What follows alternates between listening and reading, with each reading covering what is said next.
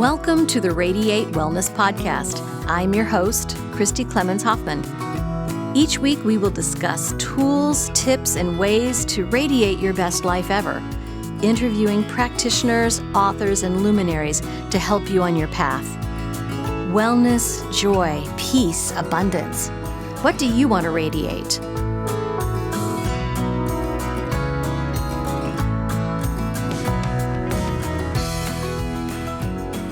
Welcome to the Radiate Wellness Podcast. I am Christy, and I'm here with Burton Kelso of Integral to talk about radiating productivity. You know, we all have these devices. We're sitting here with our devices. I know. Computers, tablets, everything else. They make our lives easier. And why are we talking about products and productivity on a wellness podcast? Yeah, that's an excellent question. But since we do all have these, they can make our lives very much easier. And so I've invited Burton on to talk about how to involve some New Year's resolutions with our devices and our productivity. So welcome, Burton. Thank you for having me, Christy. Happy to be here. Thanks. So one of the things that you just mentioned as far as our tech devices are concerned is the simple fact that, yes, they can cause us, make us a little bit more productive, but at the same time, they can cause a lot of stress in our lives because there's a lot of stuff that's going on as far as tech devices, whether it be, cybersecurity or just the general daily use of technology. I mean, we have to pretty much align ourselves to make sure that our tech devices are more productive as opposed to being counterproductive. And so that's why every year I come up with a list of tech resolutions that everyone should utilize, so that way that they're like one with their technology. Right, and that's a good time of year to do this because many people have received a new device or new computer for Christmas, for the holidays. Exactly, and I think with the new year we all want to start anew, and so when it comes to technology, people don't want to be or go into the new year stressed out about how they're going to use their tech devices. So some people use this as a good jumping point is, what am I going to do right with my technology to bring balance? Absolutely. No, that's an excellent point. Excellent point. And, we're just kind of planning out the year at this time of year, right? Right, exactly. We had some time off during the holidays, some time to regroup. Yeah. So what type of things do you put out there for a New Year's resolution? Well, the first thing that I always tell people in our digital age that they need to make resolutions about is staying on top of cybersecurity. So cybersecurity is very important, and it can definitely cause a lot of stress in our lives and, throw our balance off as far as worrying about where the next cyber threat is going to occur. So I think some people just kind of shove it off and just say, hey, I'm not even going to deal with that, or that's not going to happen to me. Other people spend up hours night after night worrying about, well, am I going to be the next person to get hacked? So the answer to that is to make sure that you're taking cybersecurity seriously, because in this day and age, it could happen to anybody as far as being hacked. So one of the first things that I tell people when it comes to smart devices to kind of take their mind off of what's going on is that your modern smart device is protected from most of the cyber threats that are out there on the internet. So it doesn't matter if you use a smartphone, a tablet, or a computer, as long as you're keeping that device up to date, and if it's current as far as 5 years old or newer, you have all that protection built in. With firewalls, with the way that your smart devices are protected, most of those bots or hackers are not going to be able to get into your actual devices. That's why cyber criminals have turned to using methods such as scareware or phishing schemes. I love that look on your face. I know. I've not heard of scareware. Boo. Yeah, boo. Exactly, right? It just pops up on your computer and I've it's there. seen those videos. Exactly. So with as far as your devices being hacked, 9 times out of 10, it's someone clicking on a email that comes in as an attachment, or it comes in as a link in an email, and that way you're inviting someone into your device or into your network, as opposed to a criminal taking the time to actually break down the firewall to get to your device. Right. And so it's easier to trick people to get into your device rather than taking the time of trying to get into your devices. That's why you see the rise of more scam emails that are popping up, or the rise of more scam messages popping up when you visit the website. So phishing emails. Obviously, someone's trying to get information from you, important information from you in order to compromise your data. I think this year we've started off with the Amazon scam emails that have popped up saying there's been a problem with your package being delivered, or an email that's saying there's a problem with your Amazon account. So in instances like that, rather than clicking on the email, because Amazon doesn't email people, you want to click on you want to go to your Amazon app and look to see if there's any problems with your Amazon account or if any packages that have occurred. Also, with the beginning of the year, you start to see the scams occur as far as IRS. So people will start to see a lot of the IRS scam messages come in. So you can look at the email, but at the same time, if you start clicking on stuff, or if you get a scam call from a company saying that they're from the IRS, you don't want to give out any information at all. And that's how majority of us are tricked, is because of those scam messages and scam calls that come into our devices. Another thing that happens that we were talking about, like Boo, is the scareware. And scareware is basically if you visit a malicious website and it pops up and says, hey, there's a problem with your computer, you need to call this 800 number. So, of course, people panic. They call the number thinking that they're going to get real tech support. And next thing you know, you're giving out personal information, and then your device is compromised. So all your devices are protected. Just make sure that you keep them up to date and make sure that you avoid any scam or bogus message that comes in on your device, whether it be email, text, or phone call. Oh, that is excellent advice.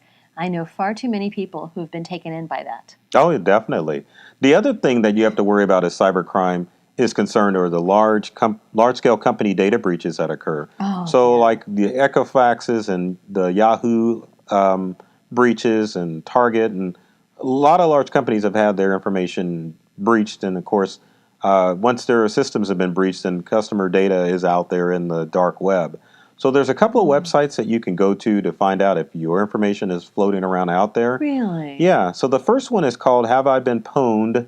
And pwned is PWNED.com. Okay. So pwned is a play on the word owned. It came from some guys playing video games, and someone defeated another person, so they were trying to type in, you've been owned, and misspelled owned and put in PWNED, so it just caught on. So pwned basically means that you were kind of taken advantage of. Right. So if you go to haveibeenpwned.com, you can type in your email address and see if your email was part of a large-scale data breach. Right. And if it has, it'll let you know that you've been pwned. And what you need to do is to go in and change your password for any account that you utilize with that email address. And I'm assuming that haveibeenpwned.com is a legit website. It is, yes. Okay, it is. And secure. It is secure, but they do have links for you to purchase stuff. But like any other website you go to that tries to divert you to go purchase additional protection, you just want to ignore that and look at the main information that's on the screen. Right. So yeah, Have I Been Pwned is a great website to check to see if your information is floating on the web. And another one is called fightingidentitycrimes.com. And now, I forget the company that put together Fighting Identity Crimes, but they're an antivirus company, so you don't have to buy their protection. But on their website, to inform the general public, they have a list of all of the companies that have become victims of large-scale data breaches dating back to 2012. Wow. So what you can do is look at those. What you can do is look at the companies that have been breached, and obviously, if you've dealt with those companies, they'll give you steps of what things you need to do in order to make sure that your data is protected. And they also show what information's been leaked out there. So for a small-scale breach, maybe like your name and address has been leaked out in a data breach, but you have larger breaches where Social Security numbers have been breached and credit card information. And so Fighting Identity Crimes will give you step-by-step information as far as what you need to do in order to make sure that your identity is safe. Oh, right, absolutely. Now, I know that we do a lot of e-commerce on our website. Well, in terms of people scheduling. And so sometimes people don't want to put in their credit card information to pay for a session in advance. So how secure is something like that when you're going to a website? Oh, if you go to a website and make sure that it has the HTTPS prefix in your browser or in your address window, then that site is safe and secure. Right. And it should have the padlock on the browser prefix to let you know that it's a secured site. And most modern web browsers, such as Chrome and Safari and Firefox and even Microsoft Edge, will let you know if you're visiting an unsecured website. So most of the companies make sure that you're safe when you're visiting websites. So it's kind of like if you visit an unsecured website, if you proceed, you kind of do it at your own risk. But most browsers will pop up and say, hey, this site's not secured. But as long as you go to a secured website, then yeah, you're perfectly safe. Oh, perfect, perfect. Our scheduling system is through Acuity software, and that is secured. It's very secure. And it goes through Square and PayPal. Right. And I think what people need to remember as far as websites are concerned, basically when you go on a website, you're visiting someone else's computer. So if you're doing e-commerce, it's a good chance that if it's a secure website, that company has a team of people that are constantly monitoring the traffic that goes in and out of that website. So if they're doing their job and making sure that your information is safe, you're probably in a good position to go visit that website, and you can safely put in whatever personal information you need to interact with that site. Okay, wonderful. That's good to know. So another resolution that you were talking about is being kind to your data. Right. What do you mean by that? That basically means back up your stuff. So, I mean, because, this is why we have all our tech devices, right? It's not, we surf and play games, but the most important aspect of our tech devices is our photos, our letters, our correspondence, our tax records. Exactly. And so being kind to your data you're making sure that you're keeping that information safe and secure. Right. Because there's many threats out there that can affect your data, such as ransomware attacks, which can basically destroy your data. And then you've just got plain old simple hardware and software failure that can occur with your devices. So you want to take steps to make sure that you have copies of that data. So if something catastrophic happens to your device, you can have a backup copy that you can restore from. And there's several ways to do that on computers, whether it be Windows or Macintosh computer. You can purchase an external hard drive, but in Windows and Mac has built-in backup software that will automatically back up your information. Macintosh users have Time Machine. Right. Windows users have File History. And they both work in the manner of you plug in an external hard drive and then it'll just back up. And if that device runs out of space with your backups, it'll just delete the older backups and then it'll just continue to back up your data until you choose not to back it up anymore. The problem is with external hard drives, especially if you're a mobile user, like if you weren't using a laptop, Mac or Windows computer, the chances that you're going to plug in that external hard drive are slim to none. Because, think about it. You use a laptop, you're on the go, you open it up, you're just going to immediately get to work. You're not going to take time to plug in that external hard drive. Now, if you've got a desktop Windows or Mac computer, the chances are good because that computer is not going anywhere. Right. You plug your external in, it's going to back up. But mobile users, it's a challenge. So what I always recommend for mobile devices, whether it be laptops, tablets, or smartphones, is to utilize a cloud backup service. Right. So for Apple products, you can utilize iCloud, which you get 5 gigabytes free, but I think everyone is above and beyond that amount. I pay extra for that. Right? Exactly. So you can pay the 99 cents or more, depending on how much storage you need for backup. And so iCloud will back up both your Macintosh device and it'll back up your iPad and your iPhone automatically. And it's a good thing to have that sort of backup just in case you get a new device. Right. You can just put in your credentials and then, of course, Apple will download all your stuff automatically. And it comes in handy, too, if you lose your phone. You just get a new one, and then, of course, it sucks that you've got to pay, $1,500 for a new phone or whatever your insurance replacement cost is. Exactly. You didn't lose any files. So there's that. Now, Android users can utilize Google Drive, and they can utilize Google Photos. Right. So the good thing with Google Drive is you get 15 gigabytes worth of storage space for your documents. Now, for your photos with Google Photos, it's unlimited. For photos and videos. So now, I know. How secure are your photos and videos up there? As secure as your password is. Because that's the key. Password's a key. So that kind of goes back to point number one, is that as long as you're using secure passwords for all of your online accounts and different passwords for all of your online accounts, your information is going to be safe. Because what happens if you start to use the same passwords and usernames for all of your online accounts, and that information is leaked on the web? Cyber criminals can use your one username and password to log into all of your accounts.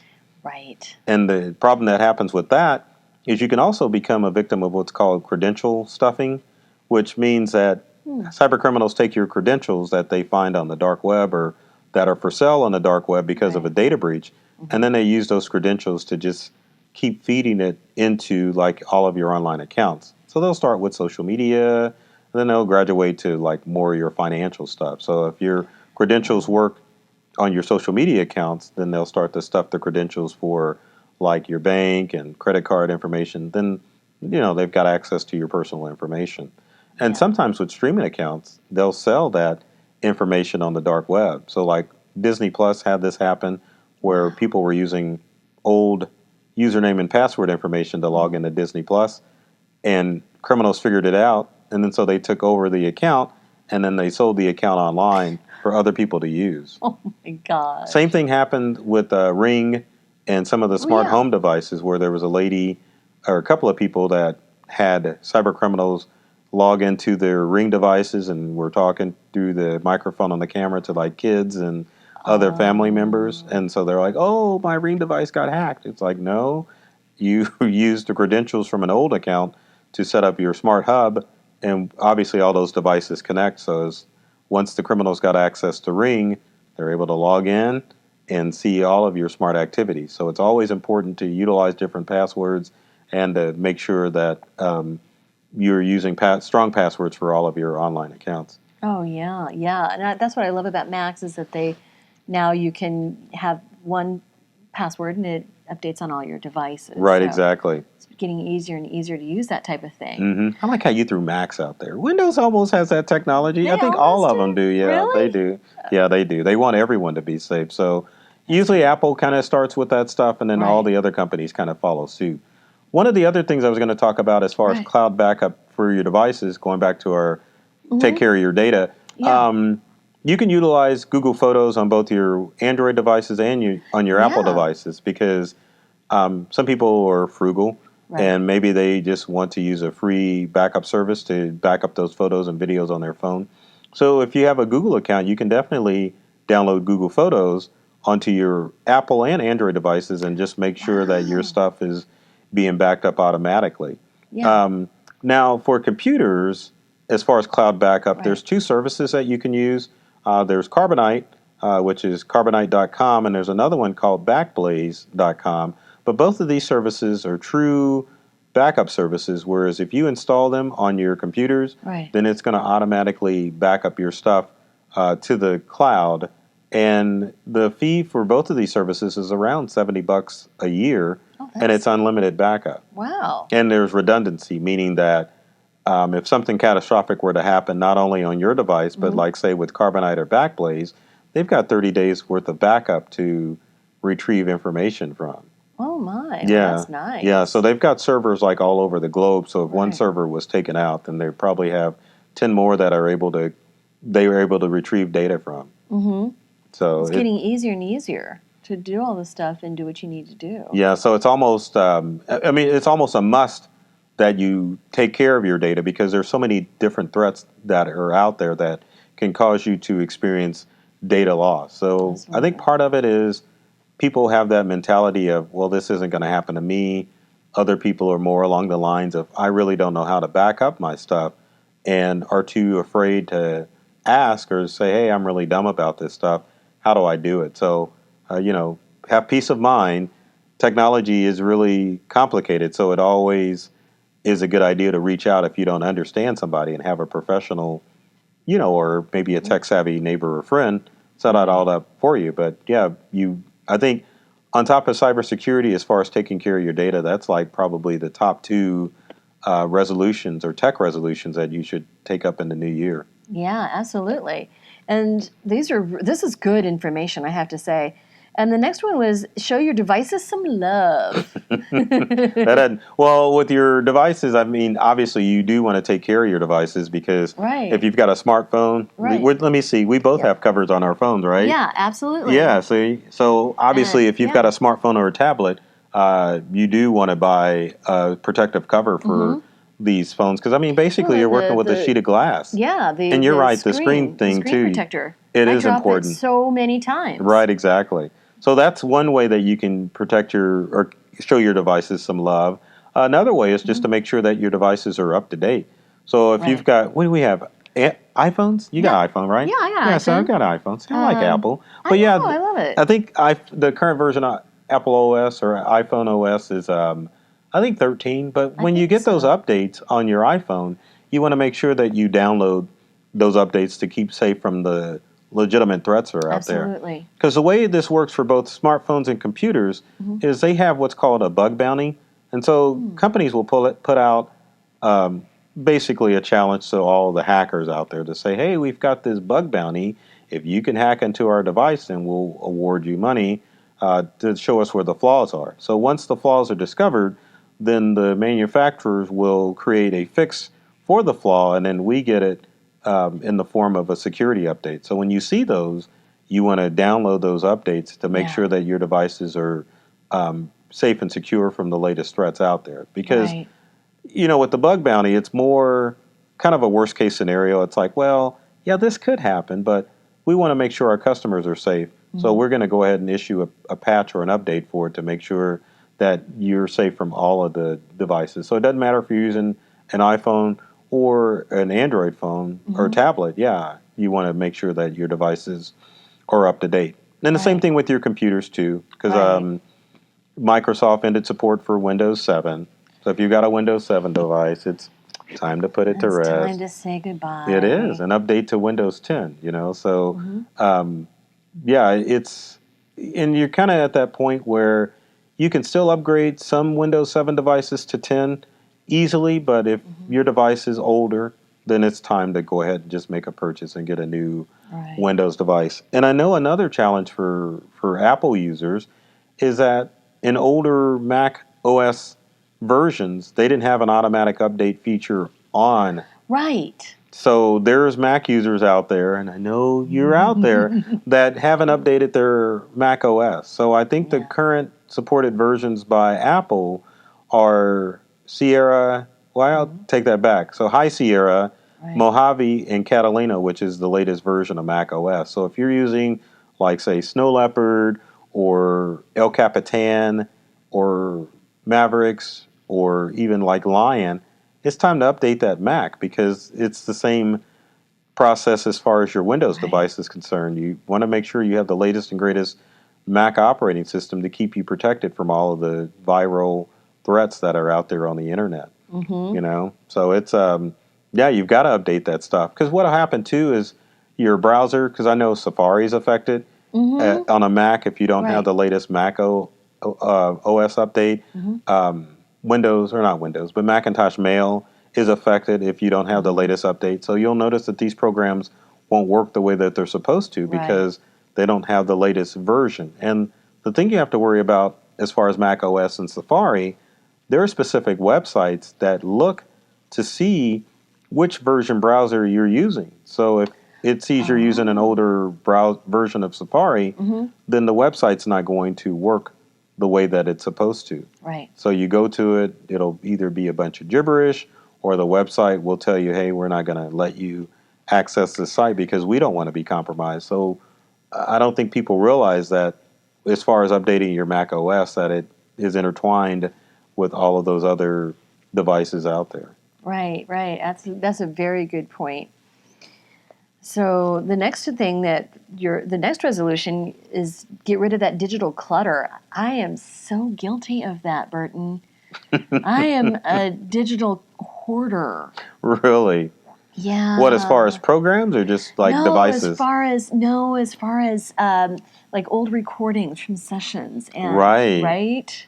Now you can. There comes a limit with that. So as far as your clutter, I understand some people want to archive like their old documents or videos And that's okay. But if you knowingly know, if that's a term, that you've got duplicate files on your Okay. computer, then yeah, you want to go through and try to clean up some of that clutter. Now, I know on Apple with like the photos, it'll go through and check for duplicates. So that's an easy Right. way to go through and clear out those duplicate photos. On Windows, it's a little bit more complicated because there's really no way to clear out all those duplicate files unless you go through and kind of search through all those Match them photos. up. Yeah. Yeah, and it's a pain in the butt, but and having a lot of clutter on your devices doesn't really store it, but it's more that stress of trying to find information when you're looking for it.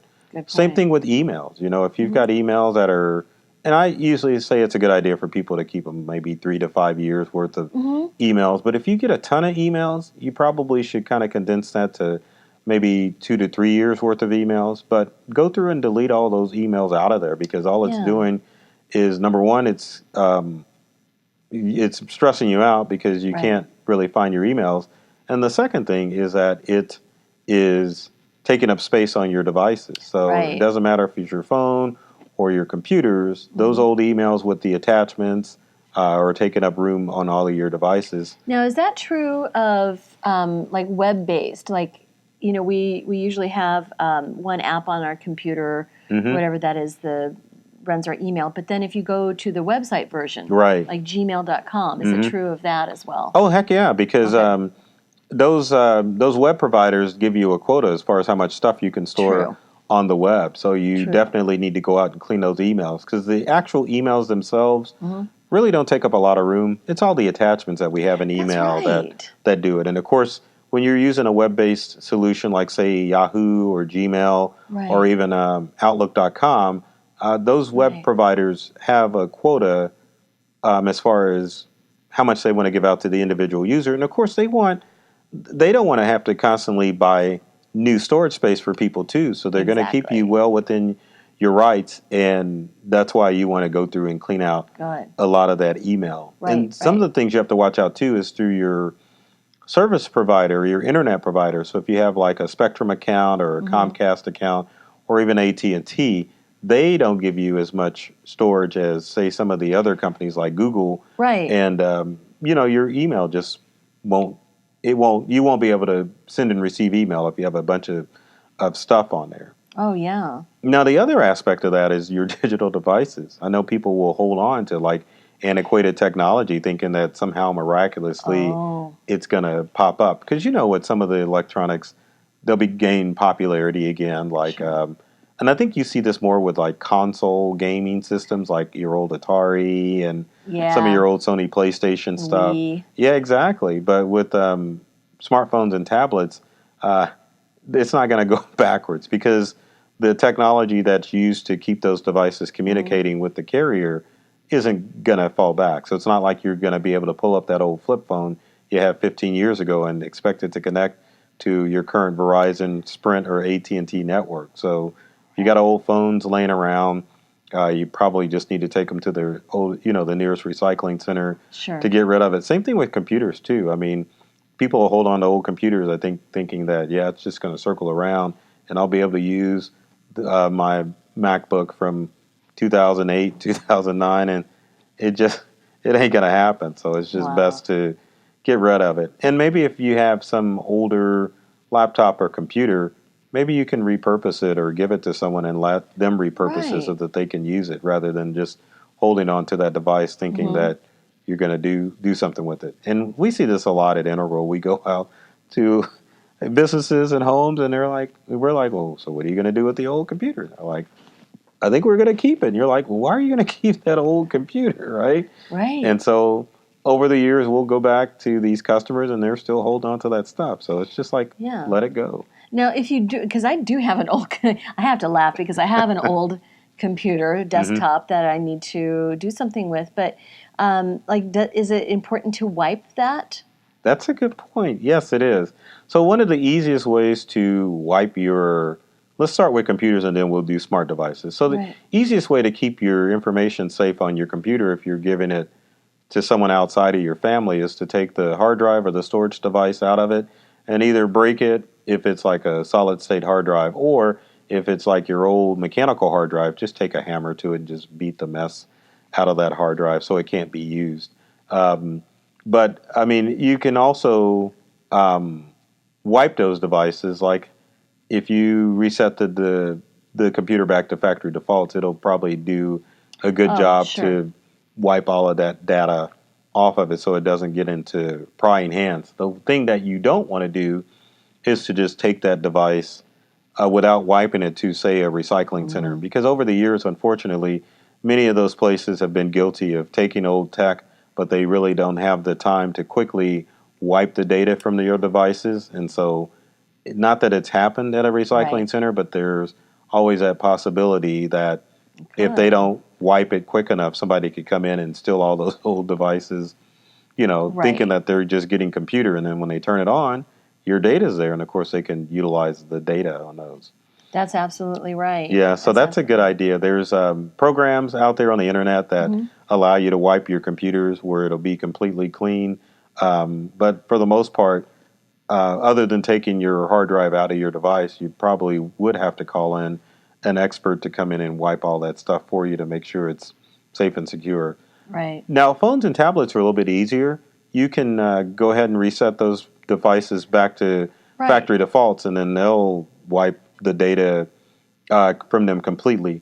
And another thing that helps with your smartphone and your tablets, most of these smart devices are, when you put a password on them, will encrypt or lock up or scramble the data on those devices. Right. So when you wipe it and set it back to factory defaults, all your data is wiped off anyway. And is backed up to the cloud. Well, if you're backing it up to the cloud before you wipe it, then it's going to store that data in the cloud, and then that way you can give that old phone or tablet to someone else, or have it recycled and not worried about your data being compromised. No, that's a very, very good point, because I know that most of us just don't know what to do. We're not all Burton Kelsos. Right, exactly.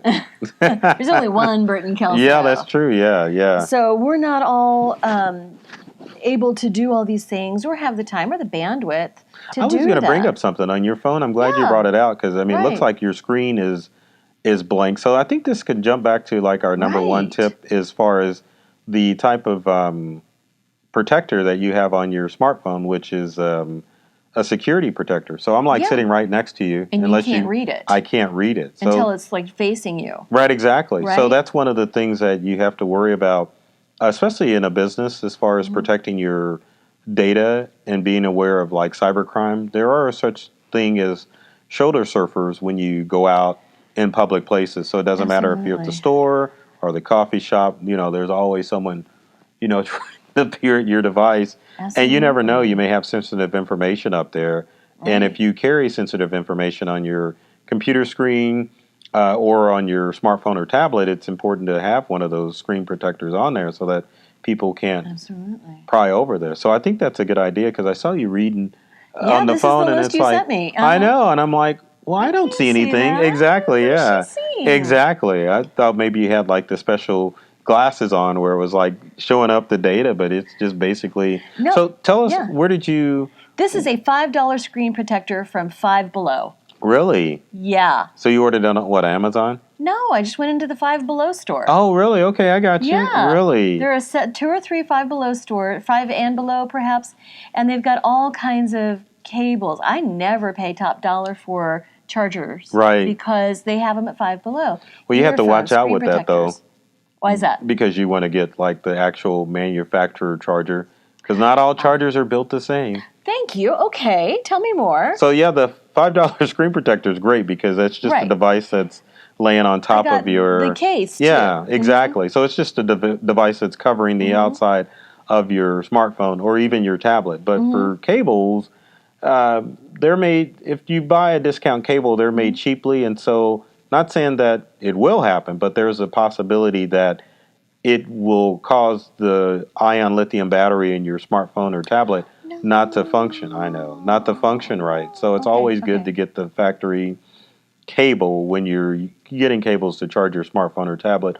Or the other thing that you can do, since most of smartphones are moving this direction, is to get the wireless charger. So if you find a discount wireless charger, you're okay, because it's just sending a wireless signal to your phone to charge it. So you can get aftermarket wireless chargers. But as far as the actual cable that plugs in, yeah, you really want to be careful with that because you never know if someone made a cable cheap and then in charging your phone, it could, overcharge the battery or, I won't say cause your phone to blow up. We'll just say it could cause the phone to not charge correctly. Because what a cable's supposed to do with your smartphone, right? When your battery reaches when it's full, as far as charging, it's supposed to stop sending, power to the battery. But if you have an aftermarket, there's that possibility that it's going to constantly just keep overcharging your battery, and then that's when you can run into problems. So. Oh yeah, absolutely. That's very good advice indeed, because I do get a lot of the discount. Right, exactly. Everybody does. Everybody does. Right, exactly. There's not, yeah. So I think what's that categorized with the show your devices some love, isn't it? Show your devices some love. Absolutely. That categorizes that. Yeah, the screen protector and the actual case for the phone, I think, is a good idea to make sure that you're doing it. So. Oh yeah, absolutely. Well, you talked about shoulder surfers. I brought my laptop. I'm pointing over here to my laptop. People can't see it if they're watching, but I brought my laptop to Sunday school and I was showing a movie to the kids. And one of the kids was looking over my shoulder. He goes, "I know what your password is." Oh, really? He just saw me typing it. Oh, wow. And I said, "Come here and tell me." And he was absolutely right. Really? Right. These kids today, I tell you. That's amazing. So did you change your password? Oh, heck yes. Oh, yes, I did. What were you trying to log into? Oh, just to open up my computer. Oh, okay, I got you. So you didn't want the chance that some kid could just come along and start accessing your computer, yeah. Yeah, absolutely. Because, one of the challenges that can happen if you leave your laptop unattended, most people are automatically logged into their favorite websites. I'm sure you save your passwords in Safari, and absolutely. I think, people save them in all their browsers. So if you're out in a public setting, you could have a couch surfer, figure out what your computer password is. And then, of course, if you're out at a coffee shop, what do? We have to go to the little boy or girl's room. We say, "Hey, do you mind watching my device?" And, of course, once you're gone and someone can get in and start either purchasing stuff or just getting access to all your stuff, Oh, absolutely. Yeah, that would be bad. That would be bad, especially if you had some little kid at Sunday school accessing your stuff. A smart kid at Sunday school. Right, exactly. So you just have to do the fire and brimstone if that happens. Say, well, yeah, if you know my password, you're, all bad things are going to happen to you, Exactly. Miss Christie has eyes in the back of my head. That's right. That is right. I was convinced my mom had eyes in the back of her head when I was a kid. Hi, this is Christy. I just want to say that we here at Radiate Wellness hope you're enjoying this podcast. It's free to you, and we hope that you find it informative and inspirational. Heck, even fun. We have just 3 small asks of you to help us radiate growth. First, please hit the subscribe button on whatever platform you're listening on. That way, you'll receive a notification every time that we have a new podcast episode out. Next, please give us a thumbs up, a like, or a 5-star review. If you're feeling inspired, a positive review wouldn't hurt. These 2 small things will help others find us when they're searching for great podcasts. Finally, please tell your friends about the Radiate Wellness podcast. Better yet, show them how to find us and how to subscribe. If everyone did that, we would double our audience. Thanks a lot. We really appreciate it.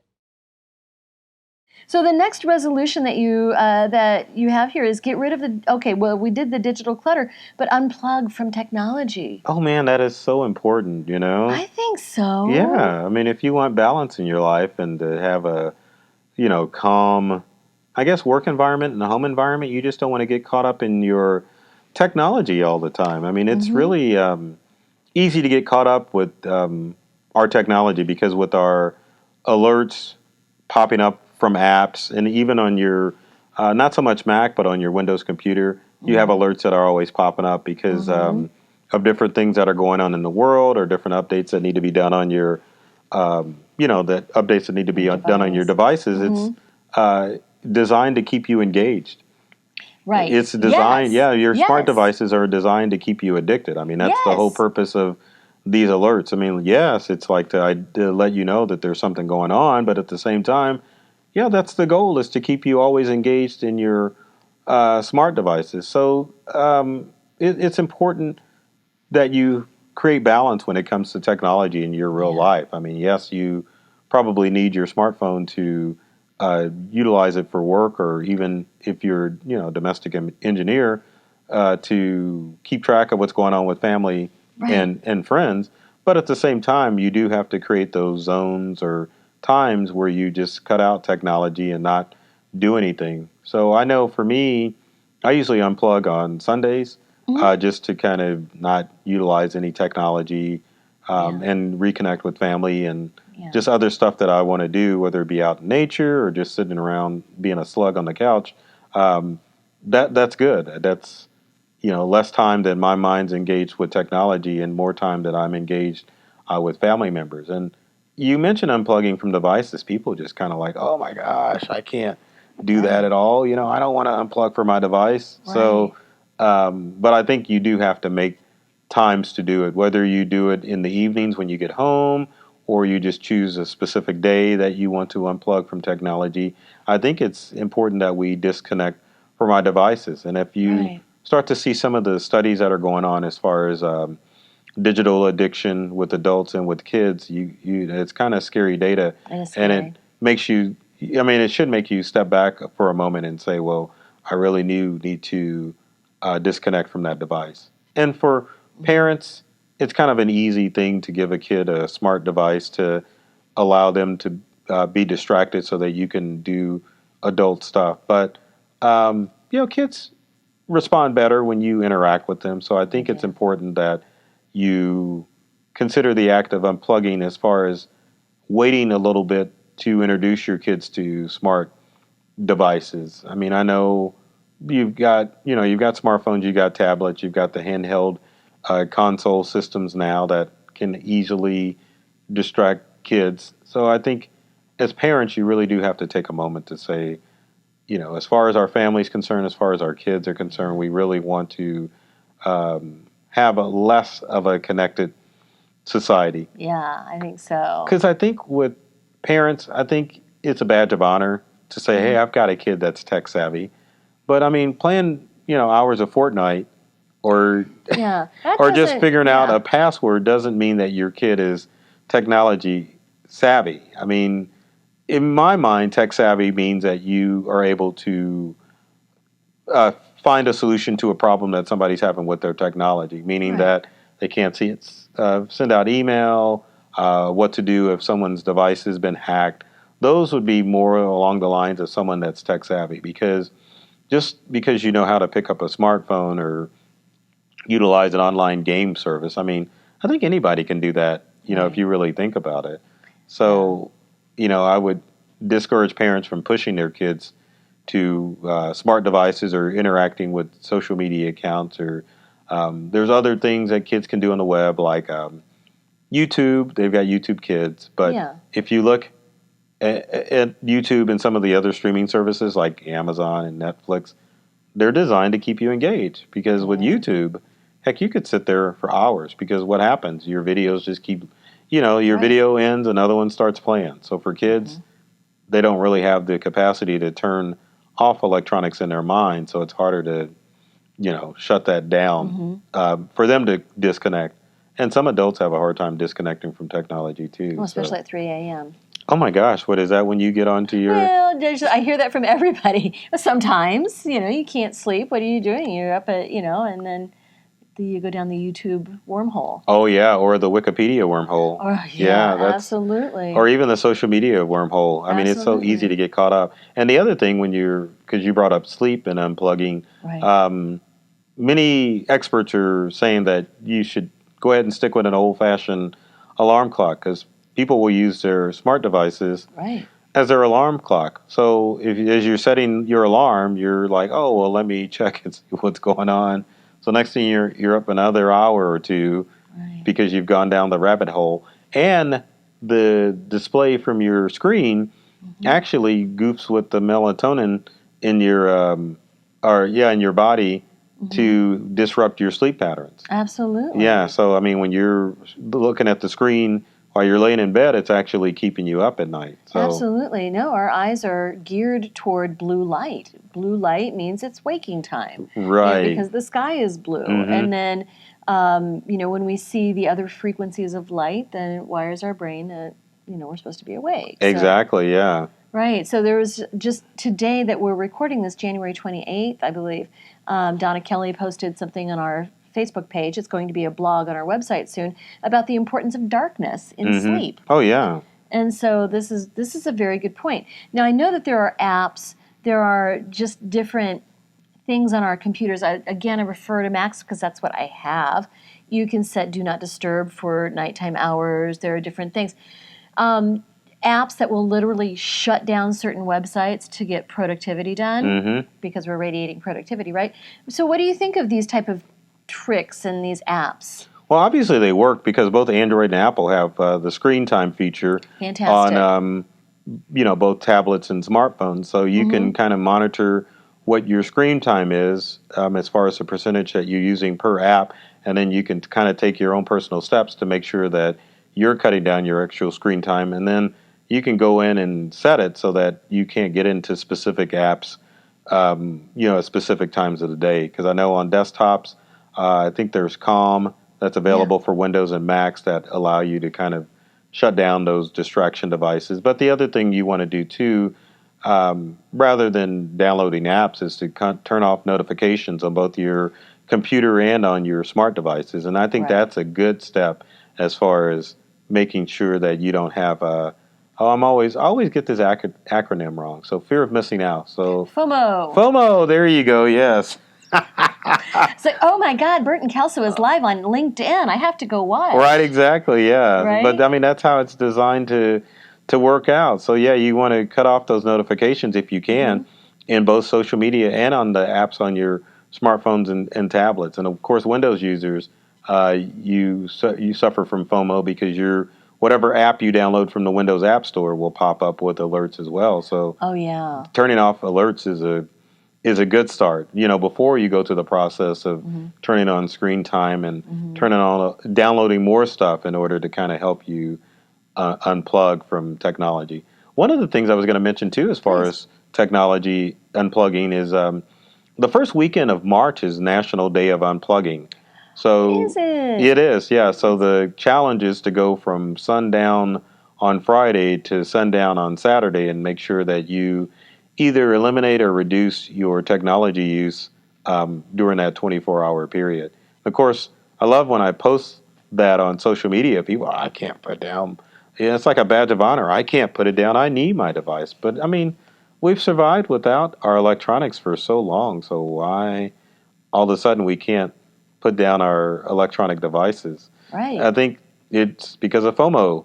It really is. Because I mean, there's things that you can do to let people know that you're away. Like for email, you can go in and vacation response. Exactly, vacation response. Especially the web-based ones like Google and Yahoo and Outlook all have vacation responders, so that people don't feel like you're ignoring them. You can just say, "Hey, I'm suffering from FOMO. Contact me on Sunday or Monday, and I'll get back to you." But there's apps that you can download onto your phone as far as your social media accounts too, so that you can let people know that you're away. But kind of the good thing with social media now, it's not so timely. Like when you go live, it sends out an instant alert. Right. But most of your posts, I don't know if people are realizing that, is that it's not time sensitive. So you may post like Happy Monday, and then some people don't see it till like Wednesday because of the social media algorithm. So I think if you get that mindset too, that if you're posting to social media, especially if you have a business and you want to engage and connect with people, that you put more generic posts out there so that you're just sharing tidbits of your life, but not, hey, right now I'm at whatever, Right. No, that's excellent. Yeah, that's excellent. I think a lot of people need to know how to use social media more effectively. Right? Yeah, and the other thing too, as far as social media is concerned, a lot of those posts you can actually schedule out. Yeah. So if you utilize services like Sprout Social or Hootsuite or even Facebook's built-in scheduler, then you can kind of build your social media campaign and still stay engaged with people. Right. Because, Hootsuite, I think you can do up to 3 social media accounts, or if you're on Facebook, you can definitely schedule it out for, I think, 3 months in advance. I think you can. Yeah, but if you schedule it out, it puts you in a position where you're not focused on, well, I need to come up with the best social media post. You just kind of schedule it out and then just kind of let it dole out. And I think as far as a connection standpoint, and from, I guess from even a business social media standpoint, if you're scheduling it out through Hootsuite, even on, I think it maybe it's $10 a month, but if you're still utilizing a service like that, a social media dashboard to schedule, it just kind of frees you up and allows you to connect. Another thing as far as unplugging, or you got to do coffee. What do you mean? Meaning that we want to stay connected through social media, right? And we get those requests from people that say, "Hey, when you got a moment, let's meet for coffee." And in our busy lives, it's kind of hard to say yes to all of those requests. But I think you do have to have that face-to-face connection every now and then, just to help build and maintain that relationship. So that's part of the unplugging process too, rather than trying to keep up with all of your social media contacts only on social media. That you get out and you engage with people. Same thing with family members and friends, because there are so many different ways that we can stay engaged that makes us feel engaged. Like you've got FaceTime on your iDevices, you've got Zoom WhatsApp. meetings. You can do Skype. Exactly. So that kind of makes you feel like you're connecting with people, but still that you're still in front of a device and you really can't interact like you normally could when you're face to face and doing stuff. So even consider eliminating those types of interactions if you can. I mean, obviously, if someone's overseas, that ain't going to happen. But if someone's in town, you don't want to just relegate your relationship to just Skype meetings when they're like maybe a 20-minute or 30-minute drive. Exactly. There's nothing like the face-to-face. Exactly. Right. And so I think we need to concentrate more on that aspect as far as technology is concerned, as opposed to just, hopping online and just interacting with people online. Yeah, absolutely. No, I preach, brother. But I get discouraged sometimes because, I'll get those requests like, hey, let's meet for coffee. But then you're looking at your schedule and you're like, well, wow, I've got all of these customers I need to take care of. I can't really put them off to, meet for coffee, which something obviously you're just doing it just for the sake of FaceTime. And I think one of the fears that we have too, especially with social media, you get that anonymous email from, hey, let's meet for coffee so I can pick your brain. So you're thinking that's a revenue loser, if I meet for somebody and they're trying to pump me for information. But I think we have to get past that mindset, because you can meet and you can just stay mum, or just say, no, I'm not going to give you this personal information or business information. Right. Or you say, that's an excellent question. Well, let's schedule a time for you to come in and we'll sit and talk about that. You can schedule it on my website and you can pay for the session in advance. Right, exactly. Right? Yeah, that's the best way to do it. So that way you can kind of cut out the people that are taking advantage of your, of your services, and then make sure that you're meeting with quality people that may want to just vent or just want to interact with people or live. Network. Network. Absolutely. There's nothing like it. Yeah, I was going to say the other thing too is, nothing wrong with going to the occasional networking event either. I know. I see you at nearly all of them. Well, I try to stay away from all of them, and I think maybe with the combination. You try to stay away from them? I do, and I'll tell you why. Okay. Because you're interacting with people on social media, but at the same time, networking, if you do too much of it, can take away from the money-making aspects of your business. So I try to go to them when, there's an appointment cancellation, or if there's a slow day at interval, I'll go to them then. But at the same time, I really don't want to make that that's my existence, is to go and meet people at networking events. But I do try to schedule or go to some just to have FaceTime with people that I may have interacted only with social media, but then I get to see face to face. But it's easy to fall into that trap of, hey, I want to hang out with some people, but at the same time, it's like, well, you really have to keep your eye on the prize, because what's the old adage, a bird in the hand, meaning a current customer is better than two in the bush, which is someone you may be trying to, potential, so that's why I say, I'm trying to stay away from those. And for that reason, I do love social media because people get to see who I am, right? See what I'm about, see what I think, see what my energy is like. And I think that's why you probably do so many live events. You do a lot of live. Right. In fact, Burton and I met at Global Entrepreneurship Week. Right. You were teaching some really awesome classes, and I said, okay, you need to come to my office and we're going to talk. Right. Right? Because this was all really super stuff for entrepreneurs, but also anybody who's wanting to just engage more. And I don't know, it was wonderful information.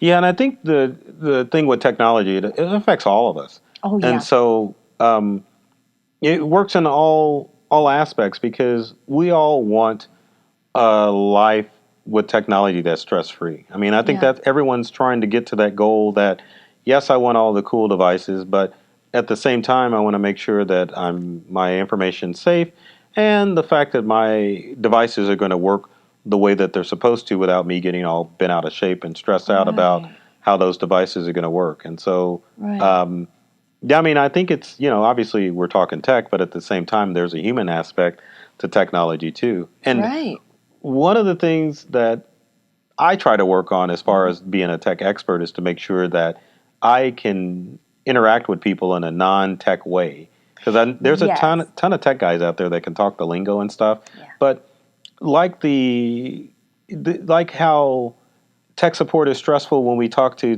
techs overseas and there's a language barrier, same thing happens if you're talking to an English-speaking tech and they're just talking gibberish that's like, woo.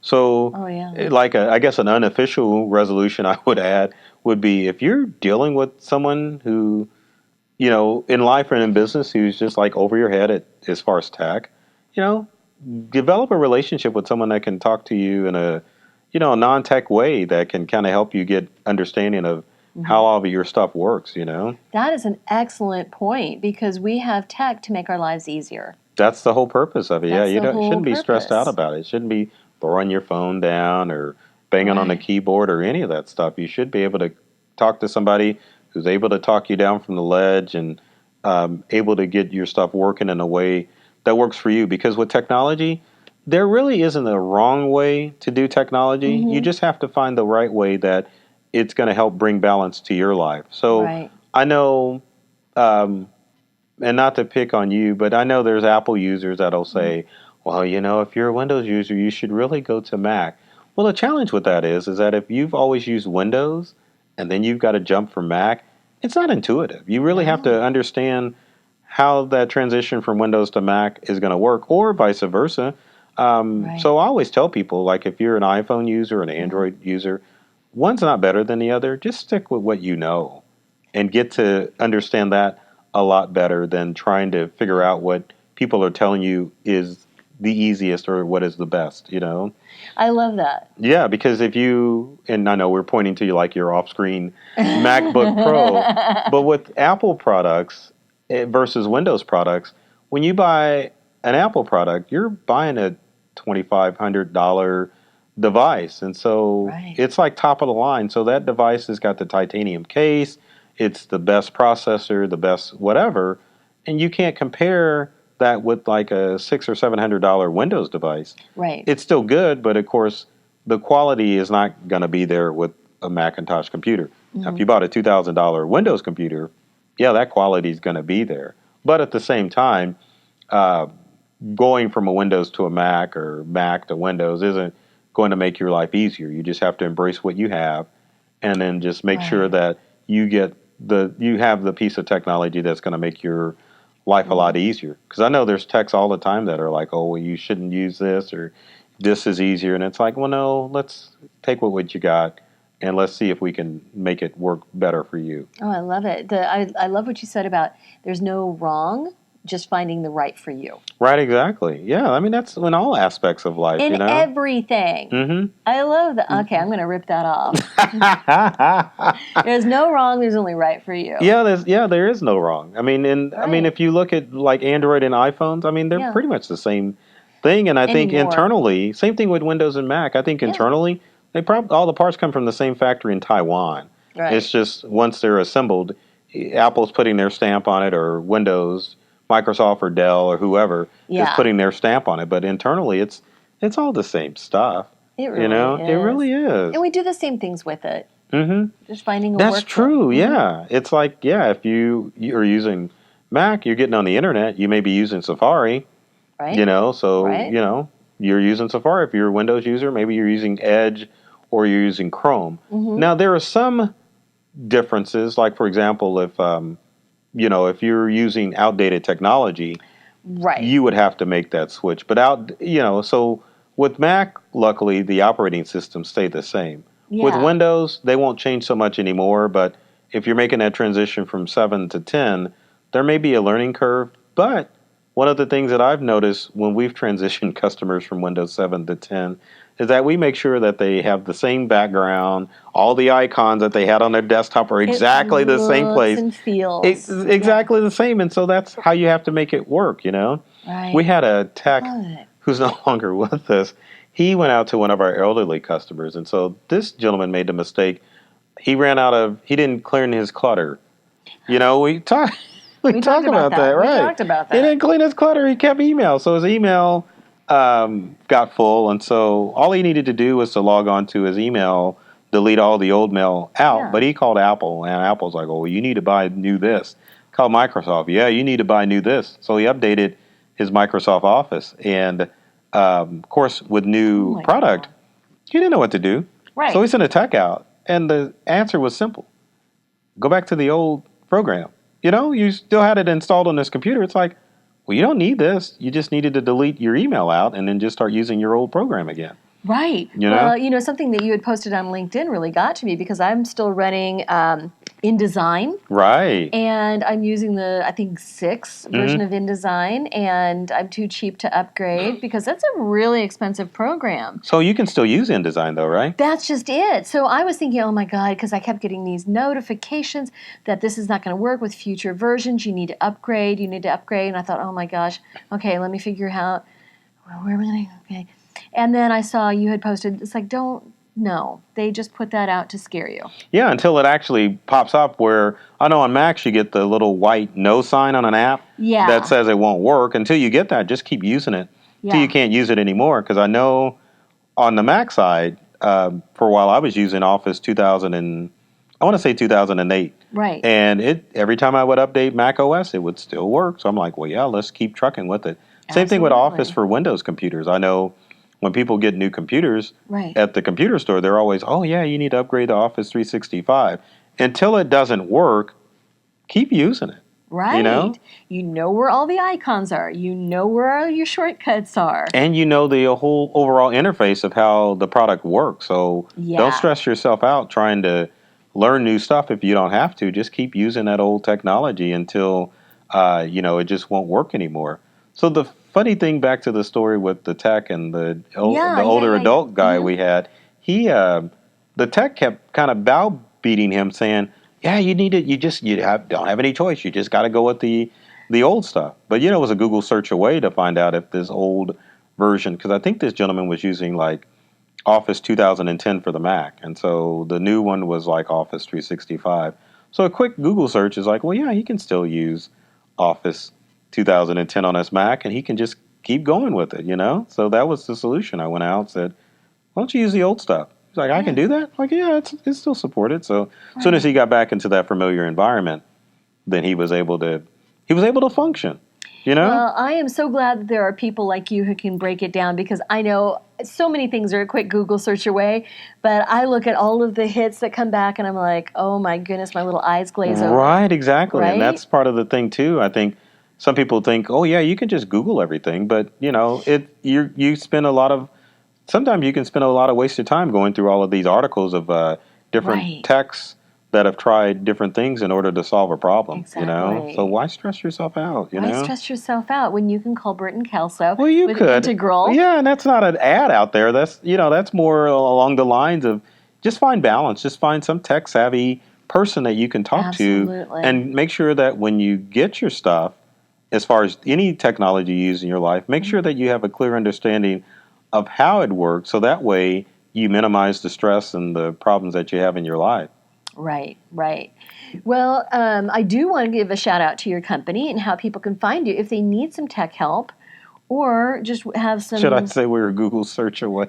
You're a Google search away. I know you were wanting to. I know. But yeah, you can find us at callintegralnow.com. We've got our website. And of course, we're integral all over social media, or Call Integral Now on Twitter and Facebook and Instagram, and am I missing something? LinkedIn. Yeah. YouTube. Yeah, YouTube. Yeah, we've got a YouTube channel. So we've got all the social stuff. So yeah, there's on our YouTube channel, we've got over 500 tech tip videos on there. Exactly. Also just a YouTube search away. Right, exactly. So So a wealth of information, and you've got texts that can help if need be. Oh, exactly. But you've got so much free content out there that people can learn from, and your website is very good. You know, one of the cool things that I started doing in 2020? What's so that? You can, on your Amazon Alexa devices, you have what's called flash briefings. See, I don't have Alexa. You don't? So for your Alexa users out there, you should be familiar with a flash briefing. So just to break it down, a flash briefing is basically an app that you design for your Alexa device. And so it used to be you had to go into the complicated tech version to design an app. And so basically the way an app works on an Alexa device, it's like a voice-activated alert or information that you get when you set up what's called a flash briefing. So on Alexa devices, you can have it start your day with flash briefing. So you can include like the news or, weather or whoever your favorite celebrity is. But you can also create your own flash briefing. So I've got one for myself, the tech expert, and there's one for Integral too. So you can go and add the Integral skill into your Alexa devices or the Burton Kelso skill into your devices too. And so we offer daily tech tips on different things that are going on, know. So yeah, isn't that amazing? Yeah, that is wonderful. That is wonderful. There is no excuse for not finding Integral. Yeah, that's true. Or more importantly, to utilize good tech tips that are going to help you get more from the technology you use at home and work. So. I remember back in the day, I subscribed to Kim Commando's newsletter. Oh my gosh, that's my idol. I would love to be Kim Commando. But the challenge with Kim Commando's site now, it's just so... It's clunky. It's cluttered. It is cluttered. Right? Because of all of the ads. I mean, I understand Kim's trying to make some money or some Skrilla, but but yeah, it's just too cluttered. So you really can't get the information that you want. And I understand that from a business aspect, but it's just not a clean site. There's so much clickbait you can click on. And it makes it look cheap. It does. It does. I love you, Kim Commando. I love you too. I want to take your position as like America's. Well, I don't want to be America's digital goddess, but America's digital god. There you go. Yeah, exactly. I think you're fast on your way. Oh, I'm trying to get out there. But Kim's been doing it. You know how she's been doing it? Since the early 90s. Yeah. Back when Prodigy, the online service, was around, I used to see alerts from Kim Commando. And of course, back then, I forget how she got started, but yeah, I remember seeing alerts from her way back when, and of course she's got her weekly radio show. But yeah, do you do we're on a podcast. I don't have time to do a podcast. That's the challenge. That's why I do the live video thing, All you need is people to help. Yeah, well, that is true. Yeah, that definitely. I probably could do it myself, You could do it yourself. It's just time. Right? So it's just, picking a topic and what do you want to talk about and putting the information out there. Exactly. So, building your media empire, Burton. I know, but if you look at people who have podcasts like yourself or Dave Ramsey or Kim Commando, and I'm trying to think some other guys, This Week in Tech. Jim Harold, who's been on the podcast twice. Right, exactly. This Week in Tech, which is... trying to think, Leo Laporte. He's a huge tech guru out there, but I think he focuses more on the business side, whereas we do businesses, but we do individuals too. Exactly. But yeah, my point is he's got like a whole posse that helps him put all that together. So they've got someone running the camera or the, editing it, and I think a lot of theirs are like live, where you can't goof up. Right. We can goof up now.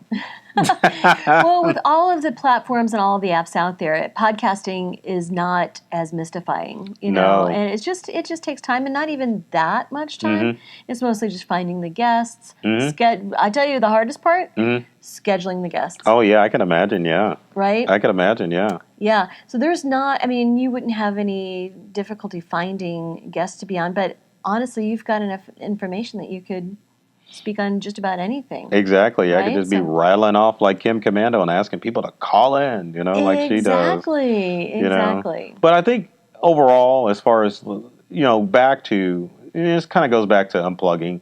We're talking about podcasts and all this other stuff, but I think balance. Isn't that the... Balance is the key. Because, I think you're right. And I tell that when I teach people about social media or even technology. It's like, find your balance. Find, if you're doing social media, there's really no wrong way to do it. I mean, obviously, in life, when you're communicating with people, you want to stay positive. That's the right thing to do. Right. But as far as what to post, as long as you're posting positive stuff on social media, and as long as you're interacting with your technology in a positive sense, then, the sky's the limit. You can do it whatever you want. You add anything you want, as long as you're not using social media or anything else to bully or belittle anybody. Right. Just keep it positive, hopefully engaging. Right, exactly. Well, Burton, it has been such a pleasure to finally nail you down here on the couch.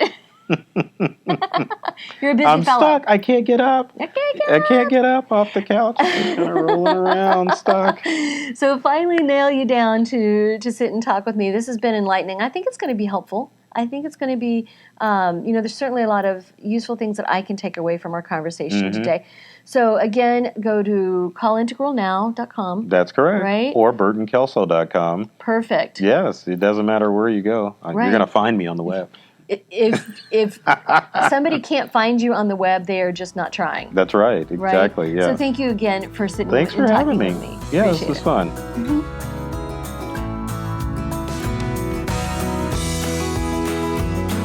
Radiate Wellness is a community of holistic and alternative healers and consultants based in the Kansas City area, dedicated to helping you create spiritual, energetic, and physical well-being. To learn more about our practitioners, services, classes, and events, or to schedule an appointment, visit us at radiatewellnesscommunity.com.